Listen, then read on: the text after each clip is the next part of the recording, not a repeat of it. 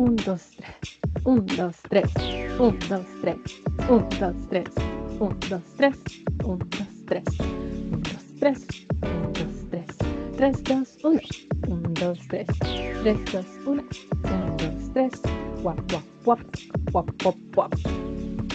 Pum, pum. Woo! Woo!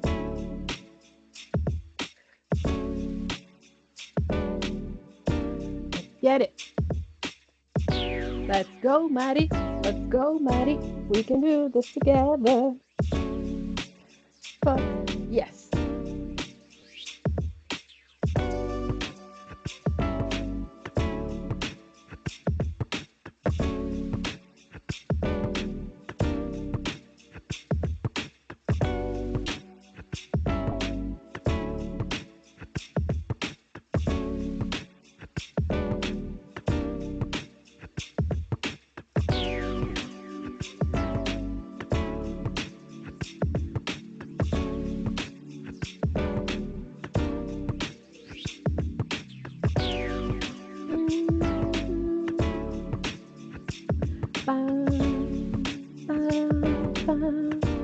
Dactyloscopia.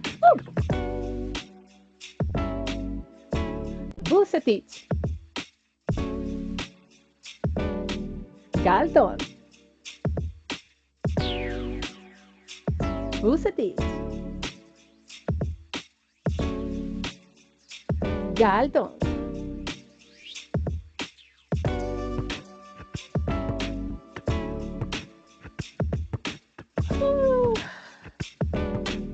Let's give it a try.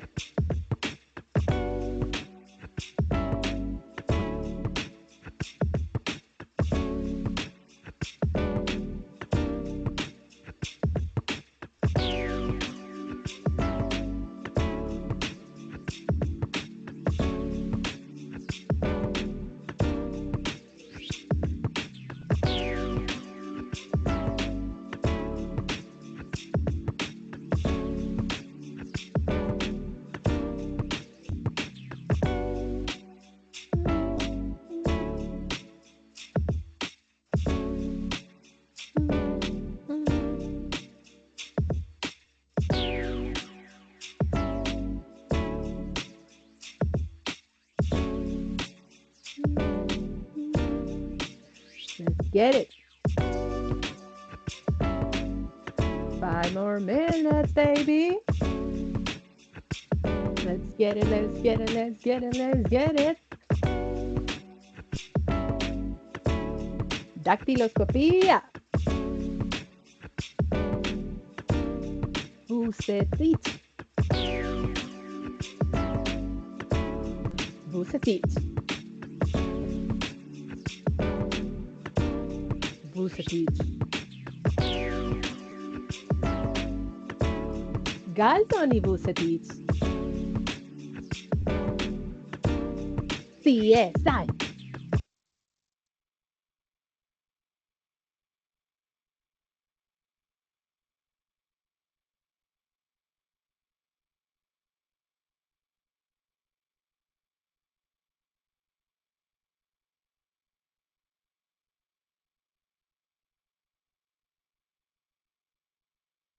¿Alguna vez te has preguntado por qué dormimos? ¿O cómo un error en una letra de nuestro ADN puede cambiar una vida? Bienvenidos a El Microscopio Filosófico, un podcast para curiosos. Descubre las grandes historias detrás de los pequeños detalles. Para aquellos que no se conforman con el qué, sino que buscan el por qué. Soy Paulina Plaza, tutora del Centro de Aprendizaje Sede Iquique de la Universidad Santo Tomás y curiosa de profesión. Cada semana, los miércoles y viernes, de 11:15 a 12:35 aproximadamente, afinaremos nuestra lente para explorar la historia, la filosofía y la ciencia detrás de sus curiosas preguntas.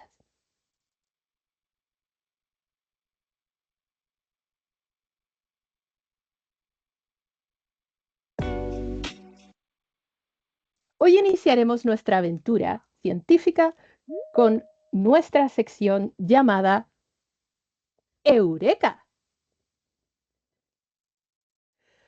Historias de descubrimientos que cambiaron las ciencias. Si les soy sincera, empezar este podcast ha sido toda una situación bien interesante, un desafío que no pensaba plantearme, pero que sirvió muchísimo para conocer cosas que siempre pregunté. Personalmente, siempre quise y siempre me fascinaron programas como CSI. Por lo tanto, buscando qué podía hablar en esta etapa, decidí buscar en las efemérides de septiembre y me encontré con una grata sorpresa. El pasado 1 de septiembre fue el Día Mundial de la Dactiloscopía. ¿Pero qué diablos es la dactiloscopía? Pensé yo. Me imagino que tiene que ver con las huellas dactilares, pero no sabía nada al respecto, pese a que siempre me ha fascinado todo lo referente a lo forense. Por lo tanto, hoy vamos a tratar sobre qué es la dactiloscopía, quién la inventó, cómo se ha ido desarrollando a través de los años y perfeccionando con ayuda también de la inteligencia artificial. Para ello, partiremos con un pequeño video introductorio.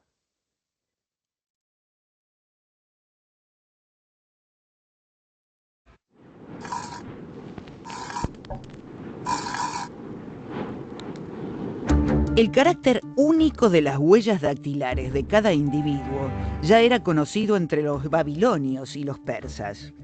Sin embargo, fue necesario esperar hasta 1891 para que, gracias a la técnica desarrollada por Juan Vucetich, el sistema pudiera ser utilizado eficazmente.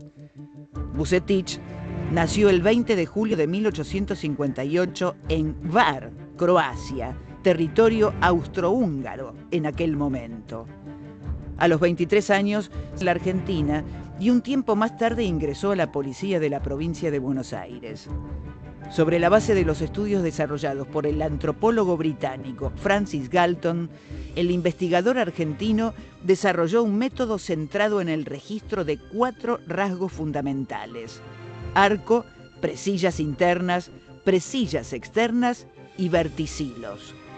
El 1 de septiembre de 1891, Vucetich realizó las primeras fichas dactilares del mundo con las huellas de 23 procesados. En homenaje a su trabajo, la fecha se estableció como el Día Mundial de la Criminalística.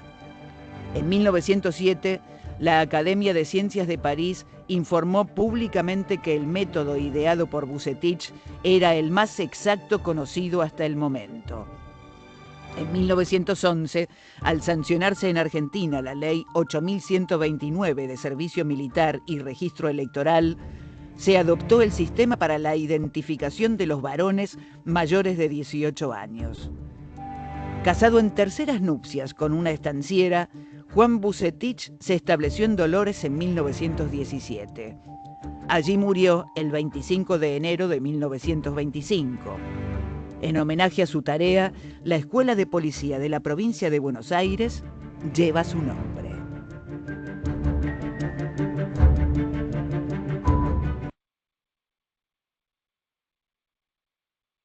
Así que, ¿quién lo diría? La dactiloscopía es la ciencia de las huellas dactilares. Y tenemos a un argentino por agradecerle este método que se utiliza hasta la actualidad, no solamente en nuestro país, Chile, sino también en la Interpol Internacional. Hasta no hace mucho, como bien sale aquí en un reporte de National Geographic, los delincuentes podían actuar con total impunidad a sabiendas de que sus huellas no podían ser rastreadas por la policía, pero gracias a esta ciencia que fue bautizada por Bucetich como dactiloscopía, sabemos que ninguna huella dactilar humana es idéntica a otra, lo que ha supuesto un gran avance en la identificación de personas y sobre todo para la criminología. Ahora no es el único lugar donde la utilizamos. Por cierto, ahora que tenemos smartphones y muchos de ellos pueden abrirse, ¿cierto? Desbloquearse con nuestra huella personal.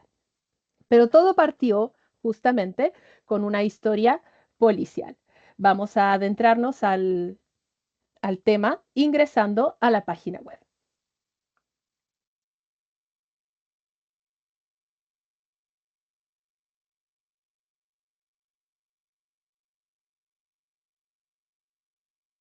Si carga con mi internet, la podemos ver. Aquí está. Esta es eh, este es un artículo desarrollado por J.M. Sarduni, que es un especialista en actualidad histórica que trabaja para National Geographic. Entonces, desde que el ser humano abandonó el nomadismo para convertirse en sedentario, se ha ido estableciendo formas de identificación que permitan diferenciar a los distintos individuos y se ha llevado desde las huellas de impresión de dedos con arcilla en la antigua Persia hasta documentos procedentes de la antigua China y Japón. Asimismo, muchas culturas han querido establecer diferencias marcando sus cuerpos con distintas señales. Pero no ha sido hasta tiempos recientes cuando la ciencia ha podido desentrañar el misterio químico, genético y fisiológico que se esconde detrás de nuestras huellas dactilares, que son únicas y distintas en cada uno de nosotros. El estudio de estas señas ha sido de gran ayuda a la hora de identificar personas y ha servido también para que ciencias como la criminología, siempre me cuesta decirlo, den un auténtico salto adelante. Pero ahora no solamente la criminología, también el comercio y, como decíamos, eh, el desbloqueo de muchos smartphones. ¿Cómo inició? La palabra dactiloscopía deriva de los vocablos griegos dáctilos, que significa dedo, y scopien, que significa examen o estudio. Y es la ciencia que se refiere ha acabado convirtiéndose en uno de los elementos más fiables con los que se cuenta en la actualidad para poder identificar a cualquier persona, además de un elemento absolutamente indispensable en la esfera policial. En el año 1823, quien primero empezó a ver esto fue un anatomista de origen checo llamado Jan Evangelista Purkin, quien publicó una obra llamada Commentatio de examine physiologio organi visus et systematis cutaneae. O bien mi acento, que significa comentario del examen fisiológico del órgano de la vista y del sistema cutáneo, porque empezamos a notar que tanto las huellas dactilares como los iris tenían ciertas características y rasgos peculiares.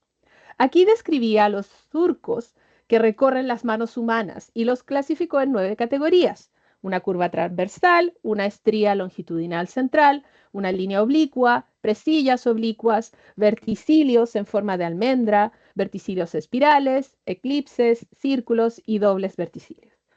Muchos nombres para muchas formas distintas. Y a pesar de lo revolucionario que podía resultar, igualmente era muy complejo, ¿no?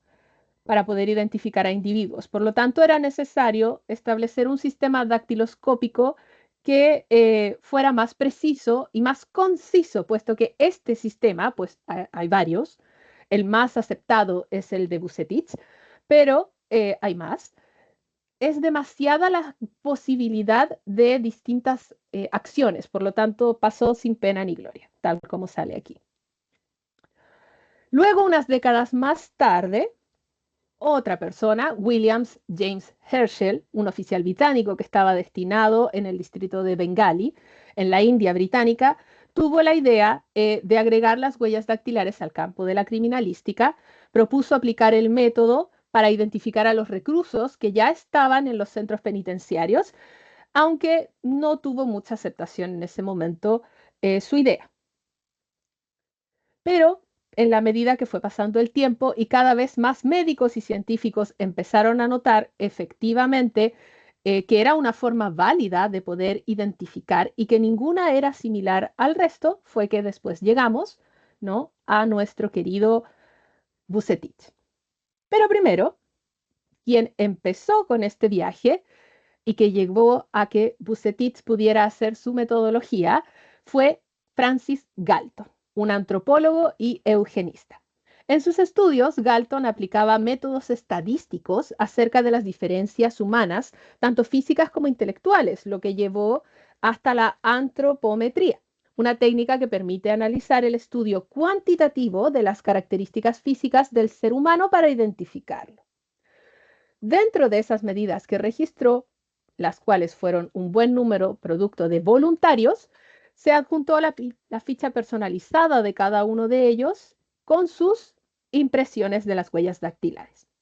En 1882 publicó un libro llamado Fingertips o huellas dactilares, donde sugería la existencia de este patrón y afirmaba que las huellas dactilares son únicas e irreemplazables. Ese fue el primer gran paso, pero nuevamente nos hacía falta el encontrar similitudes o patrones que nos pudieran indicar y ayudarnos a comprender cómo leer estas huellas dactilares. Ahí tenemos a Galton, por si queremos conocerlos. Y aquí es cuando llegamos a nuestro querido Vucetich.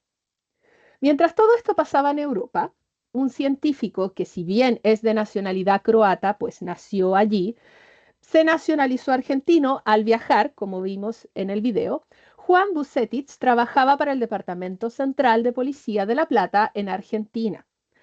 Vucetich se interesó mucho por los trabajos de Galton y, basándose en ellos, ideó un método para comprobar el parecido entre las huellas dactilares, algo que en el 1891 puso en práctica recogiendo las huellas de 23 presos, porque Vucetich no solamente era científico, sino que también era policía.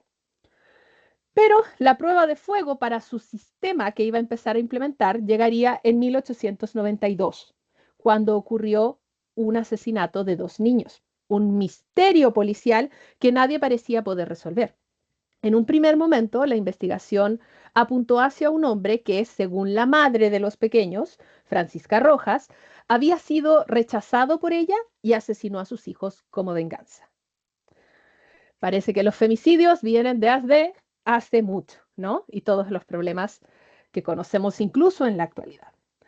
Bueno, la policía no pudo arrancar ninguna confesión del detenido, a pesar del duro interrogatorio, y los oficiales tuvieron que regresar a la escena del crimen, donde por fin pudieron encontrar una huella ensangrentada. Tras analizarla, Vucetich descubrió con sorpresa que la huella en realidad pertenecía a la madre de los niños, Francisca.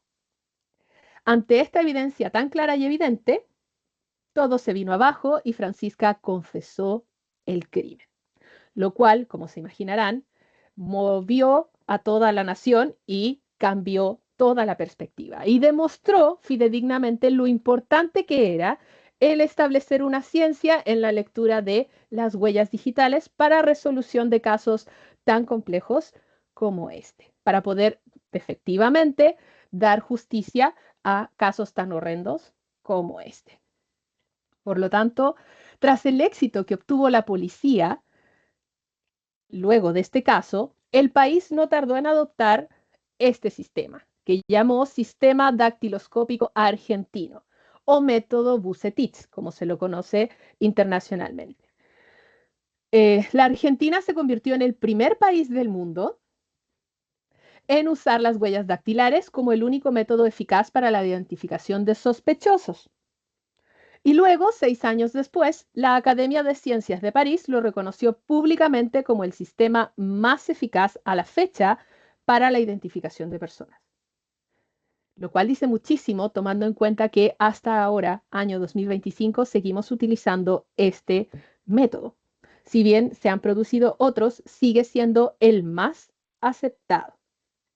Por lo tanto, hay que darle un aplauso a nuestros vecinos del otro lado de la cordillera porque no solamente han tenido el campeonato mundial de fútbol, también tienen, ¿no?, el primer sistema dactiloscópico internacional, que ha sido muy utilizado. Así que volvamos a nuestra presentación para seguir aprendiendo un poco más de esto. Aquí tenemos el método Vucetich.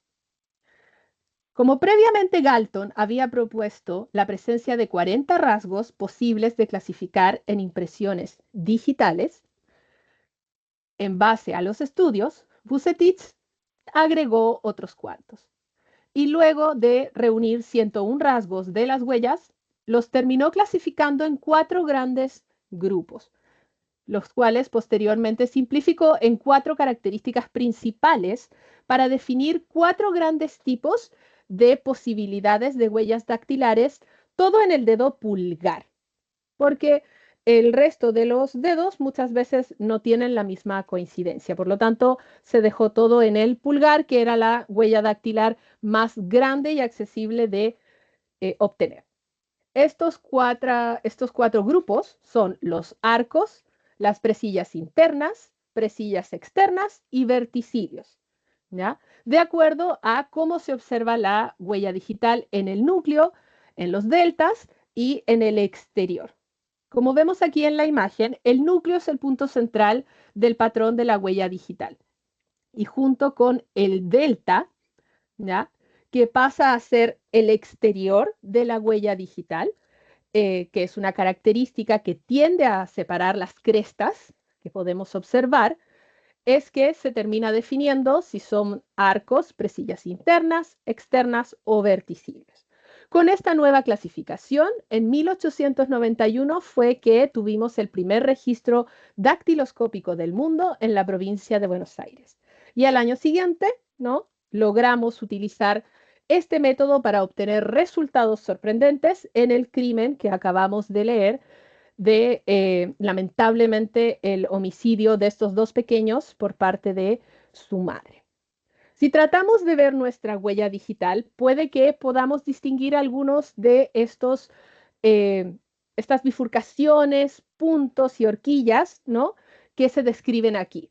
Y dependiendo de cada una, vamos a tener variaciones. Sin embargo, según el método Vucetich, tenemos estas 4 grandes categorías. Independiente de que cada huella digital es única en sí, cada uno de nosotros puede que pertenezcamos a una de estas grandes 4 categorías. La primera es el arco, que la definimos como A1, en donde no tenemos ninguna delta ni no tenemos ningún núcleo.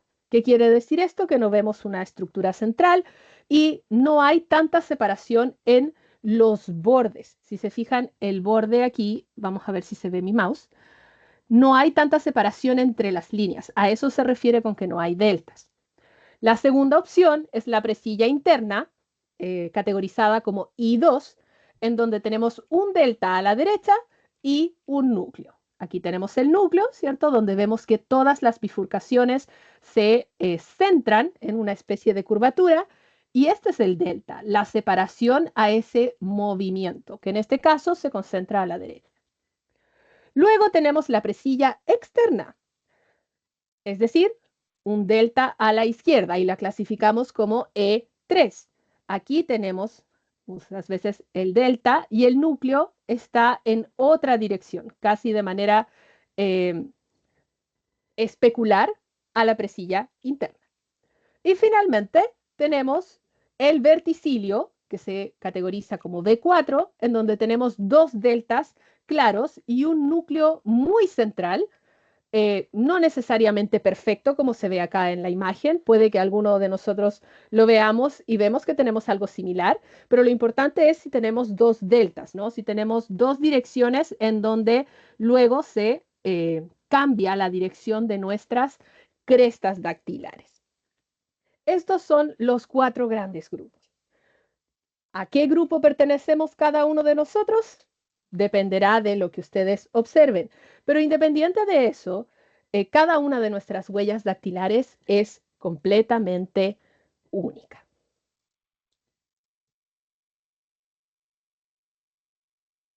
No veo que alguien esté en el chat, pero pueden dejarlo en los comentarios quizás a qué tipo de eh, huella dactilar pertenecen. Si tienen un arco, si tienen una presilla interna, una presilla externa o si tienen un verticilio. En mi caso, yo pertenezco al verticilio. Ahora, la pregunta que muchos pueden estarse haciendo es, ¿por qué la huella dactilar es única? Como bien dijimos, en 1892, Francis Galton fue quien empezó a caracterizar los rasgos de las huellas dactilares. Y la verdad de las cosas es que las huellas son tan diferentes entre sí que si estimáramos la probabilidad de que dos seres humanos tuvieran las mismas huellas dactilares, la probabilidad estaría entre 1 a 64.000 millones, una cifra que supera con creces la población mundial. Por lo tanto, es con esa probabilidad que tenemos la claridad de que nuestras huellas digitales son únicas. En otras palabras, resulta casi imposible encontrar dos personas con la misma huella dactilar. Y esto ocurre porque en la formación en el vientre materno intervienen muchos factores para producir estas huellas dactilares. Concretamente, las minúsculas protuberancias y surcos en la piel que se encuentran en la yema de nuestros dedos comienzan a formarse alrededor de la semana 13 de vida del feto. Por lo tanto, este proceso comienza muy tempranamente en nuestro desarrollo embrionario. Durante la semana 13 de embarazo, el feto tiene una medida de aproximadamente 7 a 8 centímetros y pesa entre 13 y 22 gramos, muy similar a lo que puede pesar un melocotón o durazno promedio, ¿no? Durante este tiempo de gestación, la piel está sometida a diversas presiones y variables, presiones intrauterinas, los movimientos que pueda hacer la madre, la posición que el feto tenga en el útero, la nutrición, la presión sanguínea, el líquido amniótico, etc. Cada una de estas mínimas variaciones es lo que produce que estos factores aleatorios den como resultado cambios en toda la estructura de la huella dactilar. Nosotros a ojo desnudo, ¿no? No podemos notarlo. Cuando tocamos nuestras palmas, quizás un poco, pero si pudiéramos ver nuestras huellas dactilares bajo un microscopio de alta potencia, como un microscopio electrónico, notaríamos que verdaderamente son valles y picos que ocurren en nuestra primera capa de la piel. Piénsenlo un poco como, bueno, para los que hayan visto la película, si no se me va a caer el carnet, ¿no? La película de Spider-Man, la primera película de Spider-Man con Tobey Maguire, cuando obtuvo sus poderes de la araña radioactiva y empezó a notar que le estaban surgiendo protuberancias, ¿no? Para poder pegarse a las paredes. Bueno, eso mismo empieza a ocurrir en nuestras palmas, pero cuando estamos en el estadio fetal. Y lamentablemente no llega a ser tan pronunciado como para poder permitirnos subir por las paredes, pero sí nos permite tener esta característica. A partir de entonces, el dibujo resultante siempre va a ser inalterable, el mismo y para siempre hasta nuestra muerte. Por lo tanto, desde muy pequeños empezamos a identificarnos. Ahora, ¿por qué diablos tenemos o necesitamos huellas dactilares. Si no vamos a poder utilizarlas para subirnos por las paredes como Spider-Man, ¿para qué tenemos huellas dactilares? Como bien sabemos, sirven como medio de identificación y singularidad. La policía en particular las utiliza mucho para resolver crímenes, como fue la historia por la cual surgió esta ciencia llamada dactiloscopía. La probabilidad de encontrar a alguien con la misma huella dactilar, como dijimos, es muy pequeña. Ni siquiera los gemelos con ADN similar tienen huellas idénticas. Sus huellas igualmente varían.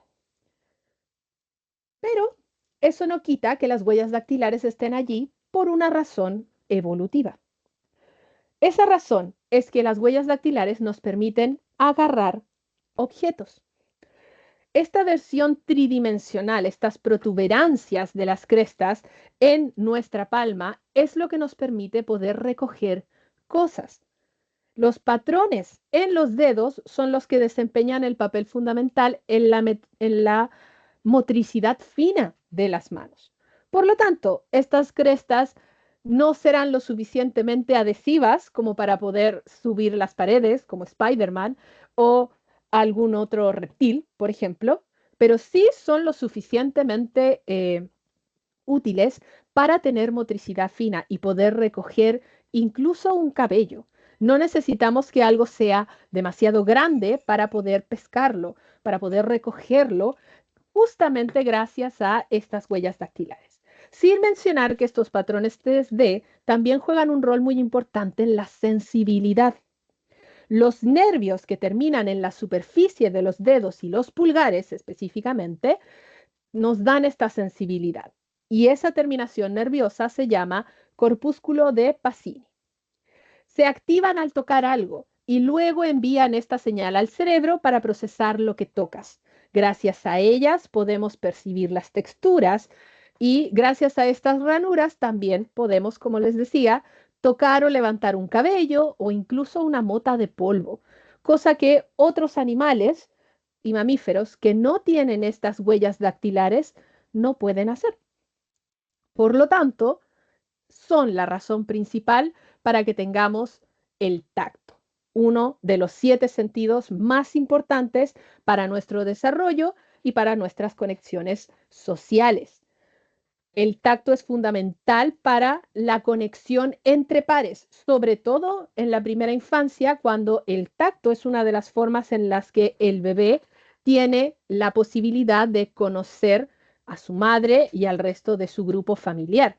Por lo tanto, es muy importante la conexión táctil para la formación correcta de relaciones sociales. Sin esta conexión, nos sentimos inherentemente aislados y solos porque es parte de nuestra evolución el que esta conexión táctil y esta percepción le indique a nuestro cerebro ya sea cariño, ¿no? Y seguridad, o en caso de golpes, si es algo a lo que debo huir. Por lo tanto, es importantísima la capacidad que tenemos del tacto.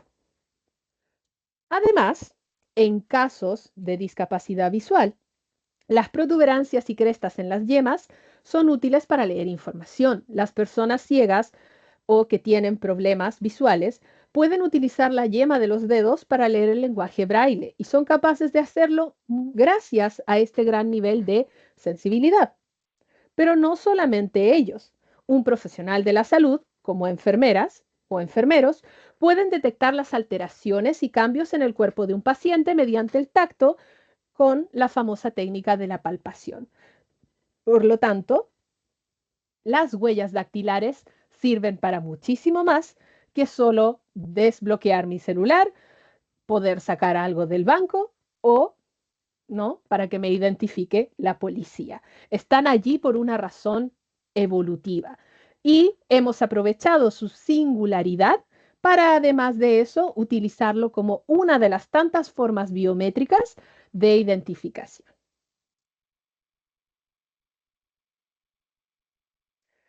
Pero aparte de eso, ¿qué podemos decir de las huellas dactilares? ¿Qué curiosidades podemos encontrar en este extraño mundo? No sé ustedes, pero yo siempre pensé en las huellas dactilares solo como eh, las imágenes que se veían en CSI, en donde con un polvo transparente, ¿cierto? O blanco, lo pasaban por allí y que tenía que tener cuidado con todo lo que tocara. En esos grandes en esos grandes programas era donde más asociaba las huellas dactilares, pero no pensaba en ello más allá. Por lo tanto, ¿qué más se puede decir de las huellas dactilares? No solamente sirven para la dactiloscopía, claramente. ¿Qué más podemos aprender de ellos? Por lo tanto, veamos estas curiosidades. ¿Sabías que? Pregunta. ¿Puedo vivir sin huellas dactilares? Resulta que hay una posibilidad. Siempre hemos pensado, ¿qué pasa si tengo un corte muy fuerte, si me quemo y vamos al banco, ¿no? Y tratamos de que la huella nos tome y resulta de que no puede hacerlo. Pero hay una situación incluso peor. Hay una pequeña minoría de personas que nace con dedos lisos o huellas dactilares vacías, como la que observamos en la imagen. Parece que no fuera así, se logra percibir uno que otro eh, surco, ¿no? Pero si se fijan, los surcos de esta última falange son muy similares a los de la segunda. Y si vemos nuestras manos, no es ese el caso en nuestras manos. Ojalá, ¿no? La falange que tiene la huella dactilar tiene curvaturas completamente distintas y en este caso son muy similares. Por eso se dice que son dedos lisos o huellas dactilares vacías. A esta afección se la llama adermatoglifia. Es un trastorno genético poco común que se desarrolla en los cromosomas. Esta afección, la adermatoglifia, ya aprenderé a pronunciarla rápido, pero por ahora adermatoglifia, está provocada por la ausencia de huellas dactilares. Solo hay 4 familias en el mundo que carecen de ellas.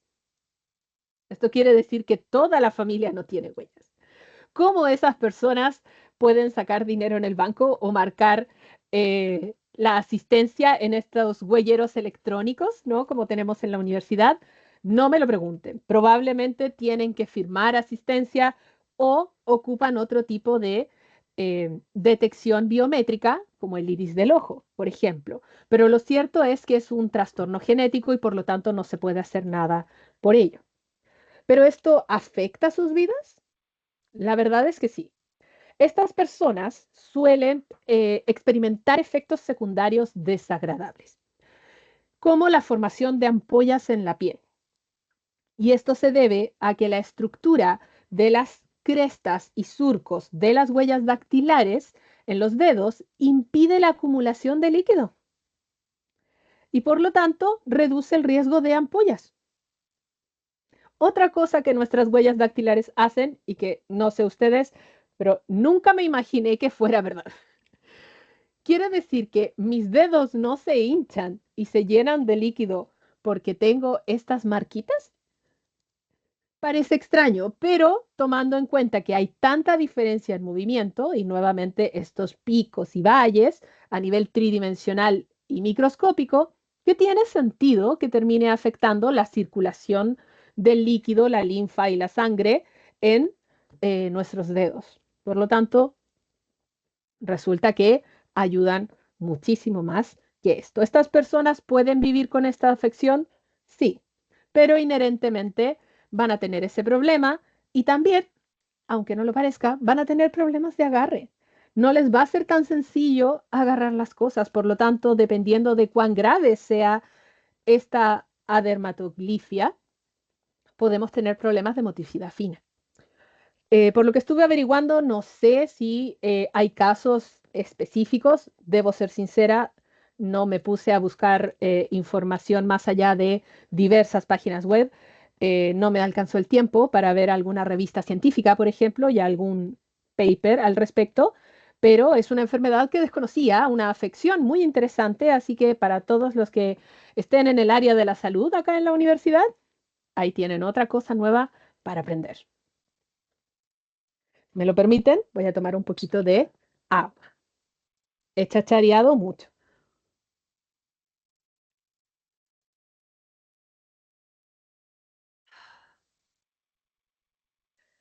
Bueno, esa es una curiosidad, pero hay muchas más respecto de las huellas dactilares. Porque no es la única marca que tenemos como seres humanos y no somos los únicos que tienen huellas dactilares. Los humanos también tienen huellas o surcos únicos en la lengua y en la planta de los pies. Es por eso que, sobre todo en los recién nacidos, muchas veces para el registro dactilográfico, no solamente se utiliza la palma de la mano, sino también la palma de los pies para tener cómo identificarlos porque sus manitos son tan pequeñitas y en algunos casos no les gusta estirarlas, que sale más sencillo tener la impresión de la planta del pie del bebé. La lengua, personalmente yo no tenía idea, pero bueno, si observamos seguramente bajo microscopio, debe notarse.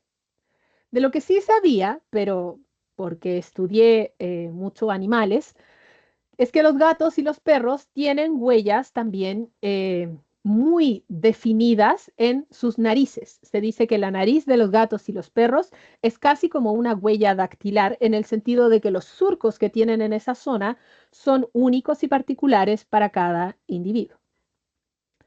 Pero además, como estos surcos y valles son tridimensionales, nuevamente, hay espacio entre cada uno, aunque no lo podamos ver a ojo desnudo, los científicos han ido descubriendo que en los objetos que tomamos, como nuestros smartphones, alguna taza, en mi caso, mis bolitas magnéticas con las que juego mucho, eh, todos estos objetos que tocamos van a quedar no solamente con nuestra huella digital marcada, sino también con una serie de bacterias que también se dice son bastante únicas. Eso quiere decir que la flora bacteriana, que es normal que tengamos sobre nuestra piel, en el caso de las manos, tiende a permanecer más y es una nueva forma de biometría que se está empezando a experimentar para identificar a las personas. Porque por más que nos lavemos las manos, como nos han enseñado desde el jardín, como ahí hay surcos y valles, bacterias pueden quedar allí. Y no por nada nuestras madres, nuestras parvularias, ¿no? Y después de que tuvimos el COVID-19, todos nos decían, lávese bien las manos porque las manos acarrean muchas enfermedades. Es por eso, porque nuestras huellas digitales en esos surcos permiten que muchas bacterias sigan viviendo allí. Y se está descubriendo que estas bacterias serían únicas y se originan por cada huella dactilar. Y mediante análisis de ADN de estas bacterias también podemos identificar a la persona. No hemos llegado a ese nivel de biometría exacta, pero se está empezando a buscar, ¿no?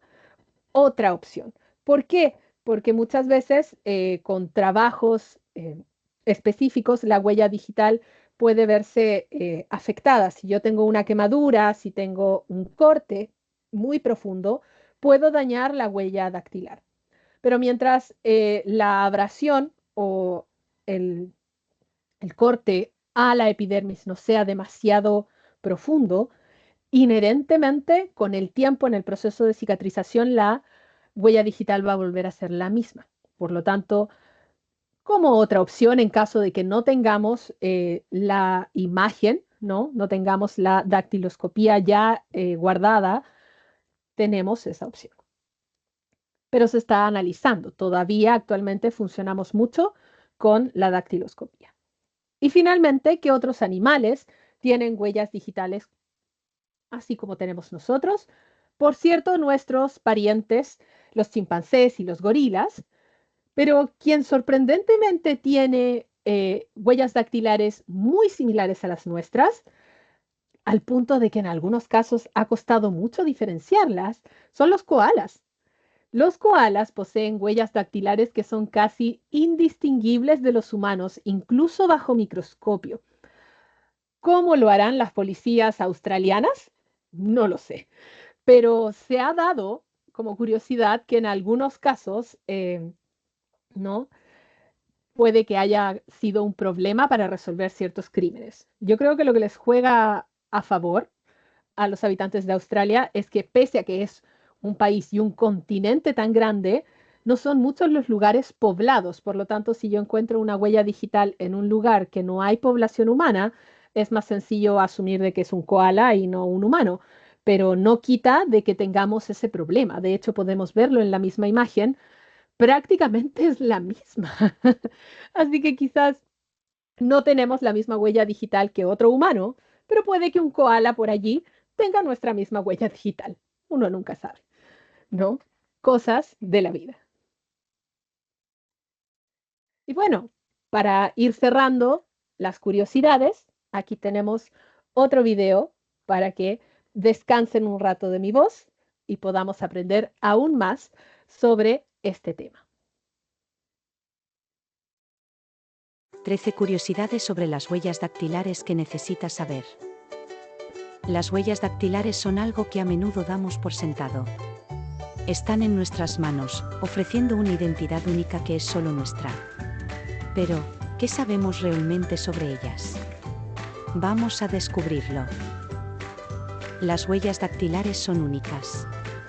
Cada persona, incluso los gemelos idénticos, tienen patrones únicos de huellas dactilares. Esto significa que tu huella dactilar es solo tuya y no puede ser duplicada. Las huellas dactilares se forman antes de que nazcamos. Estos patrones únicos comienzan a desarrollarse cuando somos embriones en el útero, alrededor de la 10ª semana de gestación. Una vez formadas, nuestras huellas dactilares permanecen inalteradas durante toda nuestra vida. No importa cuánto crezcamos o cambiemos, nuestras huellas dactilares son una constante. Las huellas dactilares no solo son únicas, sino que también son simétricas. Esto significa que los patrones en la mano derecha son un espejo de los de la mano izquierda. Existen 3 tipos principales de patrones de huellas dactilares: arco, bucle y espiral. Cada uno tiene características distintivas que pueden ayudar a los expertos a identificar a las personas. Las huellas dactilares son vitales en la resolución de crímenes. Los investigadores utilizan huellas dactilares recogidas en la escena del crimen para identificar a posibles sospechosos. La tecnología de reconocimiento de huellas dactilares se utiliza en una variedad de industrias, desde la seguridad hasta el comercio minorista. Esto ofrece una forma segura y eficaz de verificar la identidad de una persona. Aunque nuestras huellas dactilares son duraderas, pueden ser dañadas. Quemaduras, cortes y otras lesiones pueden alterar su apariencia. Sin embargo, a menos que la lesión sea muy profunda, la huella dactilar generalmente se regenerará con el mismo patrón. Las huellas dactilares también se pueden utilizar para determinar la ascendencia de una persona. Los diferentes grupos étnicos tienden a tener diferentes tipos de patrones de huellas dactilares. La ciencia de estudiar las huellas dactilares se llama dactiloscopia. Ha sido una parte vital de las investigaciones criminales y forenses durante más de un siglo. No solo los humanos tienen huellas dactilares. Muchos primates, como los gorilas y los chimpancés, también tienen huellas dactilares únicas. Incluso algunos koalas tienen huellas dactilares que son sorprendentemente similares a las nuestras. Las huellas dactilares se utilizan en el arte. Los artistas a veces utilizan su huella dactilar única como una forma de firmar su trabajo, añadiendo un toque personal a cada pieza. Por último, pero no menos importante, las huellas dactilares no son solo para las yemas de los dedos. De hecho, también tenemos patrones únicos en nuestras palmas y pies.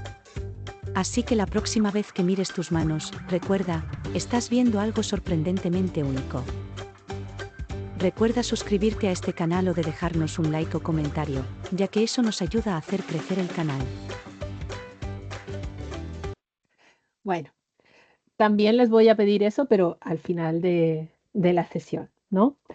Para finalizar, como bien veíamos, la dactiloscopía al inicio era toda a papel, había muchos libros al respecto, pero la verdad de las cosas es que estamos ya en el siglo XXI y en una época muy, muy tecnológica. Por lo tanto, ¿cómo utilizamos la inteligencia artificial en la biometría actualmente?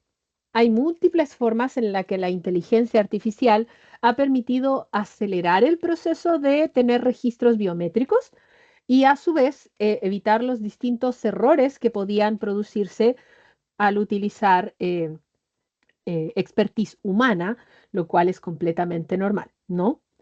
Como sabemos, algunas huellas dactilares, sobre todo en la vejez o en el caso de personas que trabajan mucho con sus manos y no las protegen, son difíciles de escanear o de reconocer por afecciones a la piel, huellas dactilares dañadas, cicatrices o pequeñas superficies dactilares. Eh, a veces también se utilizan imágenes y estas imágenes son de baja calidad, muy antiguas, recortadas o dañadas, que son otros de los desafíos con los cuales todas las áreas, no solamente la policial, que utilizan este tipo de método para verificar la identidad, se encuentran con este problema, ¿no? A más de alguno le ha de ha pasado que si van al banco o si van a algún lugar con sus abuelos, abuelas o personas de la tercera edad, muchas veces les cuesta bastante que el aparato, ¿no?, perciba la huella de ellos mismos, porque con el tiempo, producto de tantas agresiones, empezamos a tener estos problemas. Allí es donde la inteligencia artificial nos puede ayudar muchísimo a eh, hacer que estos procesos sean más fáciles, dada la naturaleza de la inteligencia artificial de poder recopilar y buscar datos mucho más rápido de lo que podría hacer una persona, ¿no?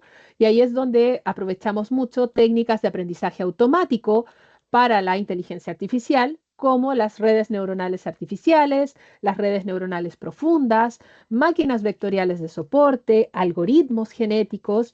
Todas estas son formas distintas en las que una inteligencia artificial puede tener una base de datos más amplia y conectar ciertos patrones en la medida que se le enseñe para poder identificar similitudes y de esa forma eh, identificar si la persona verídicamente es quien indica ser o no.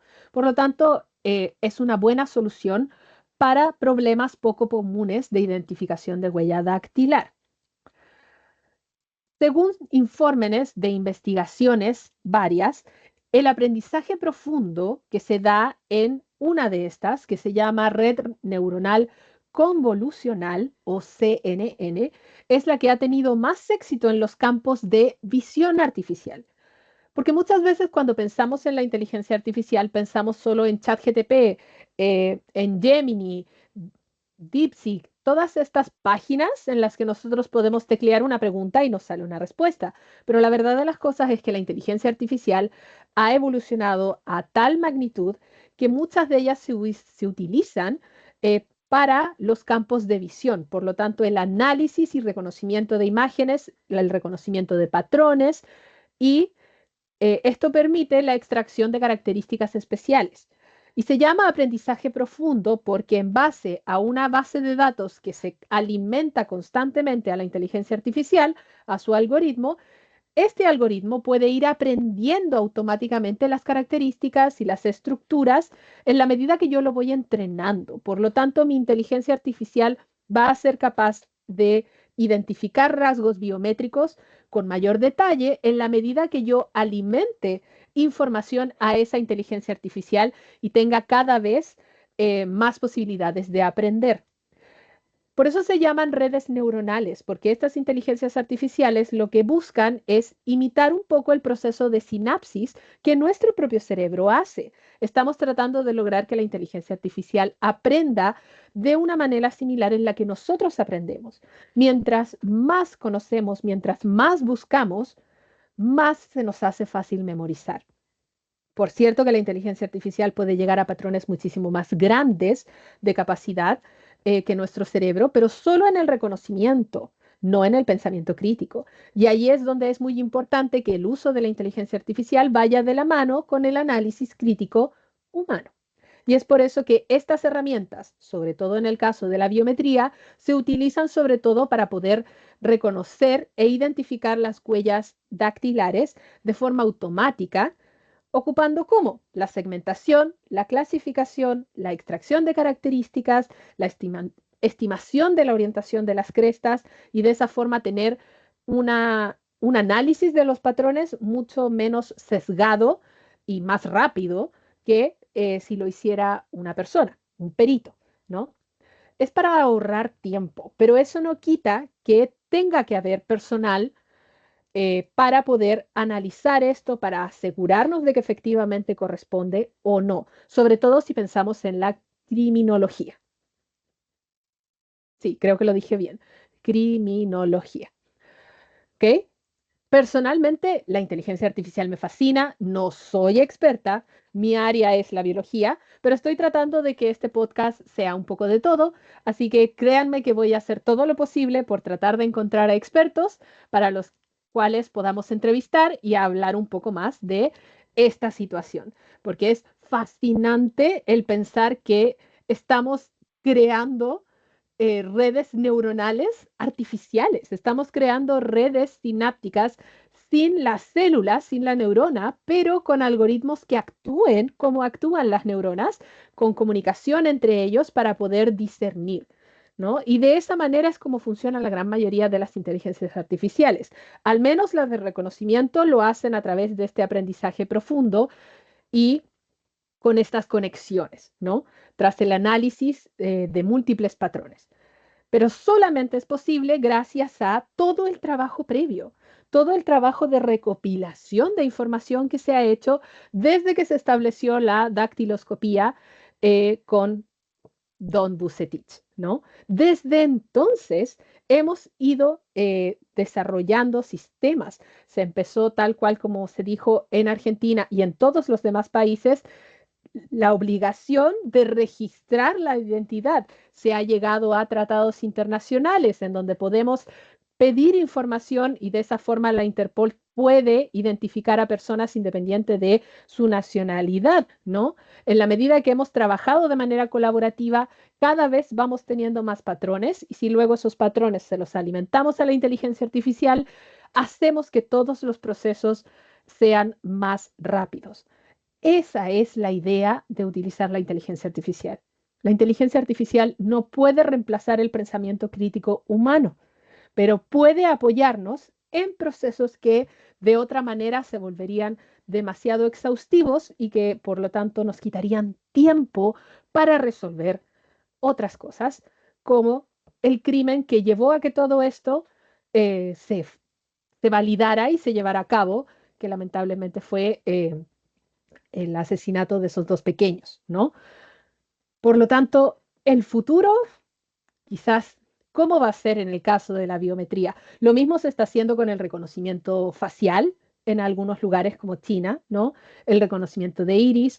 Muchos smartphones y aplicaciones actualmente están empezando a actualizarse con el reconocimiento facial para poder utilizar ciertas aplicaciones bancarias, por ejemplo, o para utilizar o desbloquear los mismos aparatos, porque cada vez tenemos más información en estos pequeños aparatos.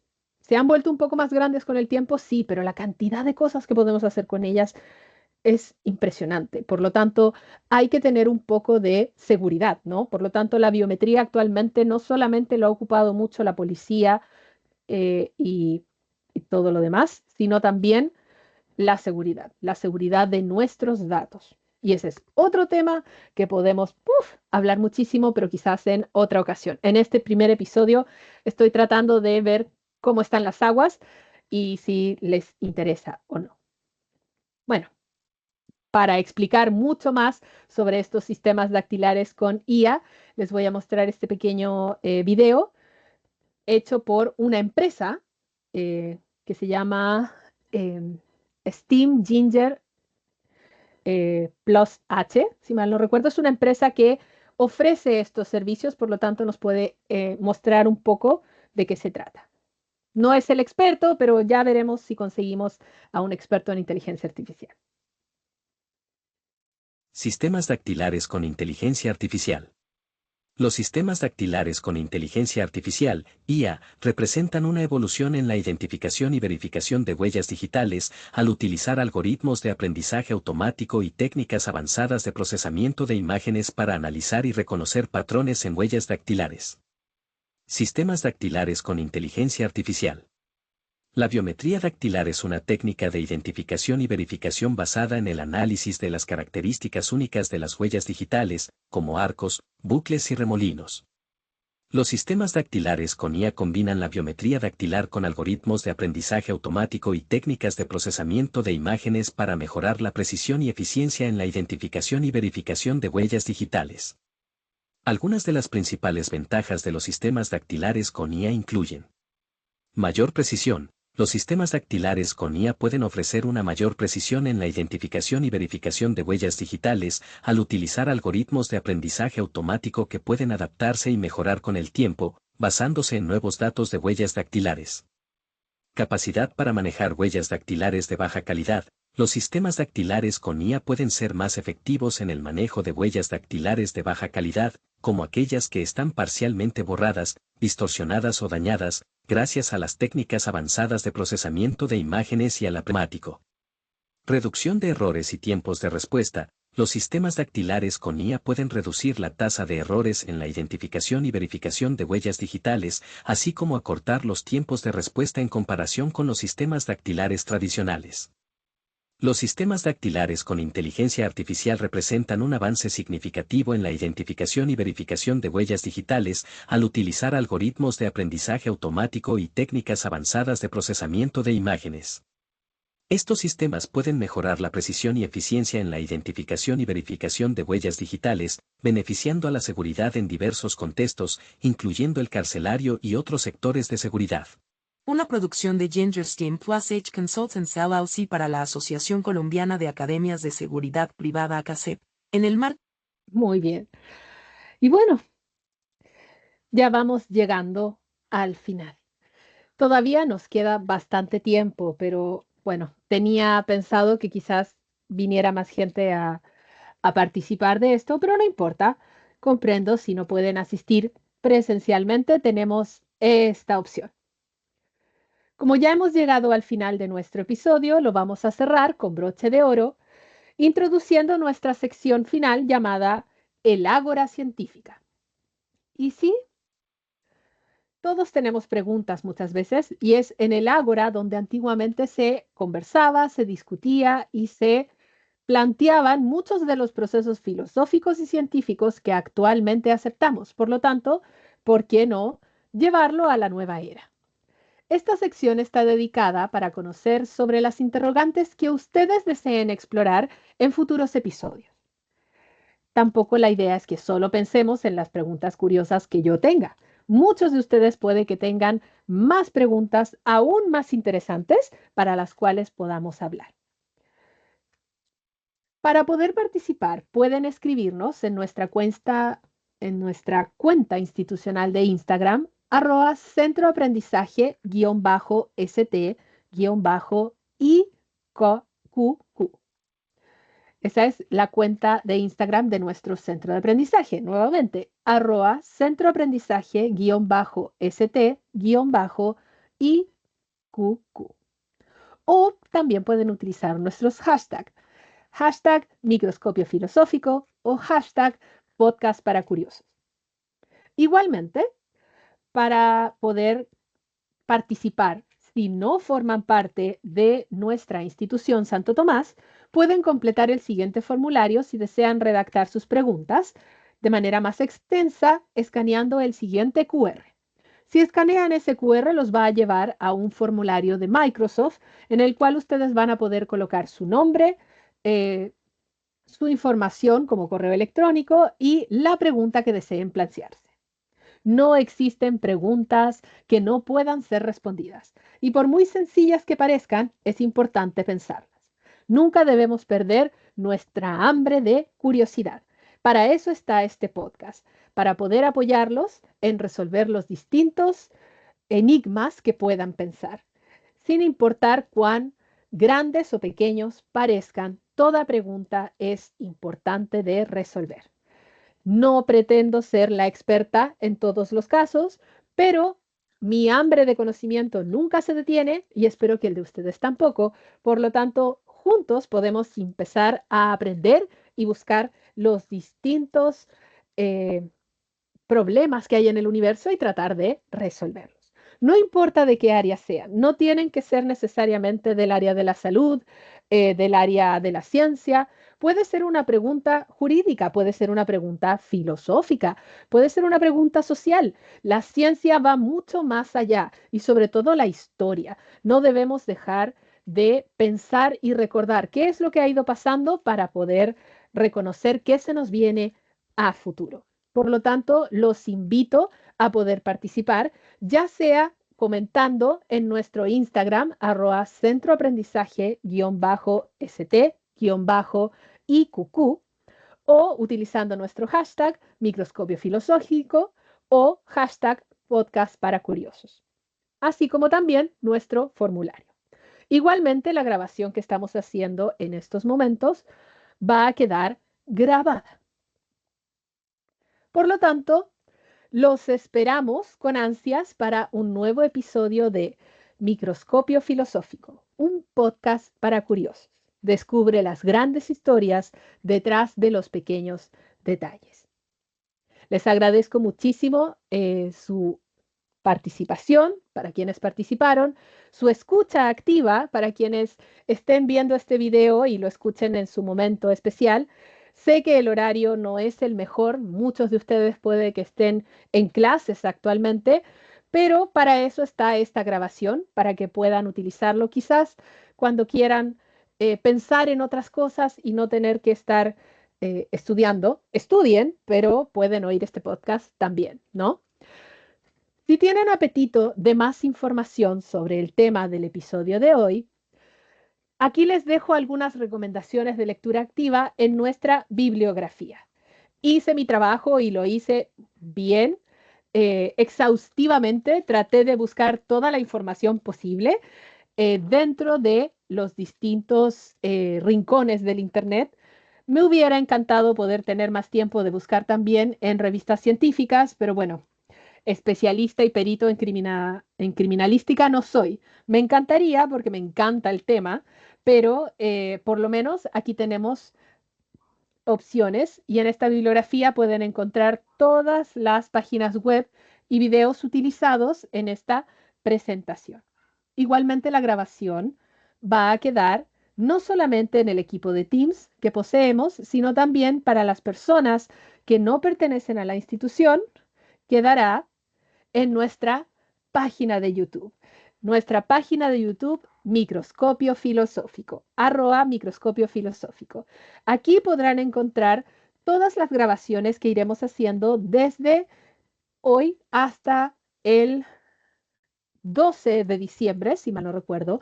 Durante todo este segundo semestre vamos a estar trabajando en esta eh, odisea que estamos tratando de ver qué tanto pega, ¿no? Y qué tanto les sirve. Por lo tanto, como centro de aprendizaje estamos muy entusiasmados. Personalmente, como tutora del centro, más aún, es un desafío que siempre me lo planteé y espero estar a la altura, ¿no? Pero allí podrán encontrar todas las grabaciones para poder verlas todo lo posible. También en los comentarios de las distintas grabaciones, de los distintos videos y episodios, pueden también interactuar y escribir sus preguntas si así lo desean para poder revisarlas. Así que allí estaré tratando de revisar sus comentarios. No olviden dar un like, suscribirse si alguno lo desea. Vamos recién en un solo suscriptor, pero eso siempre puede crecer. Y si no, no se preocupen, no hay ningún tipo de presión, ¿no? También me gusta mucho aprender, así que estamos aquí todos tratando de hacerlo lo más posible. Pero yo encantada recibo cada una de sus dudas y tratamos de resolverlas, por cierto. ¿Y qué decir si logramos que algún experto venga y le hagamos alguna entrevista? Yo feliz. Pero siempre pueden ingresar a la videoconferencia que vamos a estar haciendo y pueden interactuar también. Si alguno puede en el horario que vamos a tener, yo estoy pendiente del chat a ver si alguien ingresa y podemos interactuar. Si no, podemos hacer esta audio referencia, ¿no? Y no hay ningún tipo de problema. Dicho esto, vamos cerrando nuestra sesión. No olviden limpiar sus lentes de curiosidad. Agradezco muchísimo su escucha activa. Soy Paulina Plaza, su tutora y curiosa de profesión, y espero verlos pronto en una próxima sesión, en un próximo episodio este viernes 5 de septiembre. Espero les haya gustado, espero los entretenga. Quedo atenta a cualquier comentario. Siempre podemos mejorar y nos estaremos viendo en una próxima ocasión.